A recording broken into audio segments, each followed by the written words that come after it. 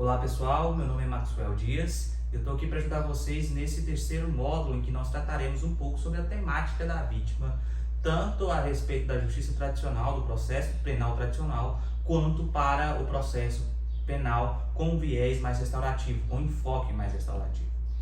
O primeiro ponto é esclarecer para vocês que esse módulo vai ter uma parte bastante teórica e outra prática. Nessa parte teórica, nós vamos cuidar de entender um pouco sobre o que é o conceito da vítima, o que é a vítima para o processo penal e como é que ela tem sido tratada pelo processo penal tradicional. O primeiro ponto, então, é nós tratarmos de uma definição. Como diria Aristóteles, a definição, o conceito, é a arma do conhecimento para compreender a realidade. Então, é sempre importante que nós trabalhemos com conceitos. E a vítima para o processo penal, ela vai adquirir ali o conceito de sujeito passivo, de sujeito de produção de prova. A vítima no processo penal tradicional, ela funciona mais como uma testemunha, como alguém que vai relatar o fato e a sua fala, o seu depoimento, será instrumentalizado como uma forma de produzir prova nesse processo penal. Então, para o direito atual, para o direito penal, para o direito processual penal, a vítima adquire basicamente duas funções. A primeira, a de sujeito passivo do delito, isto é, a pessoa contra quem o delito é praticado, contra quem o crime é praticado. E a segunda, como uma fonte de produção de prova. O depoimento da vítima é crucial para a investigação do fato e para a apuração das responsabilidades que dele derivam. Então, no processo penal, no direito penal, a vítima tem essa posição mais passiva, tanto como sujeito passivo do crime, como enquanto fonte de produção de prova. Mas, nas próprias ciências criminais, outras áreas trataram do conceito de vítima e a que mais se destaca é a vitimologia. A vitimologia, ela é uma parte da criminologia que tem como objeto de estudo o próprio comportamento da vítima no desenrolar do delito. Para a vitimologia, o conceito de vítima ele é um pouco mais, como eu posso dizer, ele é um pouco mais elastecido. Não compreende apenas a pessoa contra quem o crime foi praticado, mas também passa a compreender outras pessoas que foram lesadas em função da prática do delito. Daí que nós podemos dizer de vitimização indireta, por exemplo, que é algo que nós vamos falar mais à frente.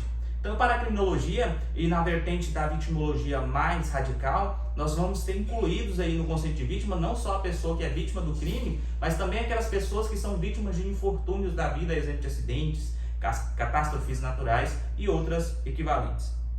Então, na criminologia nós temos um outro conceito de vítima, que ele é mais elastecido, mas ainda insuficiente.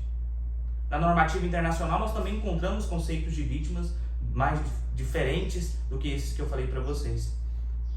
Nos tratados de direitos humanos, nós temos exemplos em que a vítima, o conceito de vítima, entra não só aquelas pessoas que foram lesadas pelo delito, mas todo mundo que tinha um contato com aquela pessoa e que, em razão disso, sofreu o dano. Por exemplo, há um crime muito estudado e muito debatido, principalmente no cenário latino-americano e nos tratados de direitos humanos, sobretudo na Corte Interamericana de Direitos Humanos, que é o crime de desaparecimento forçado, que corresponde àquela situação em que uma pessoa é presa e logo em seguida as autoridades responsáveis por essa prisão não dão mais informações a respeito do paradeiro dessa pessoa presa, inclusive negando a própria prisão. Daí a se dizer que há o desaparecimento forçado. Quem é a vítima do desaparecimento forçado?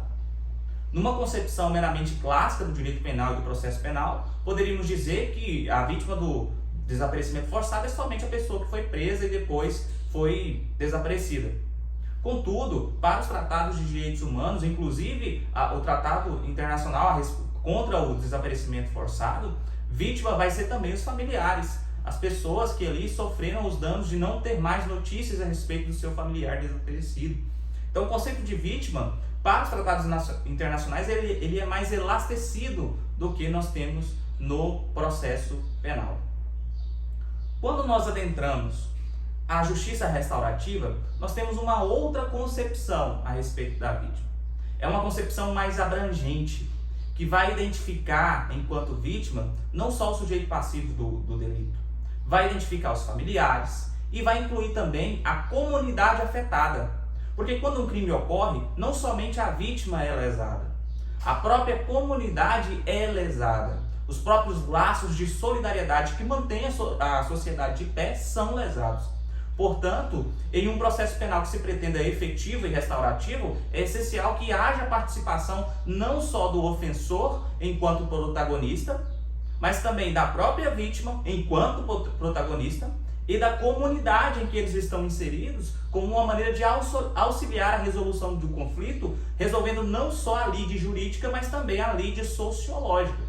Portanto, a justiça restaurativa ela amplia os seus olhares para identificar como vítima não somente a vítima direta do delito, não somente aquela pessoa que sofreu os danos reflexos, os familiares da vítima, por exemplo, mas incluir também a própria comunidade. A comunidade afetada também é identificada enquanto vítima para a justiça restaurativa e também é convidada para a resolução do conflito penal. Então, quando nós estamos diante da justiça restaurativa, há um olhar diferenciado, há um olhar mais ampliado para compreender que vítima, ofensor e sociedade, comunidade, todos têm suas necessidades, vulnerabilidades e, em se tratando principalmente do ofensor, tem a sua responsabilidade. Então, nesse processo restaurativo, nós vamos incluir diferentes atores que não são somente o ofensor e a vítima. A própria comunidade também é chamada a participar dessa resolução desse conflito.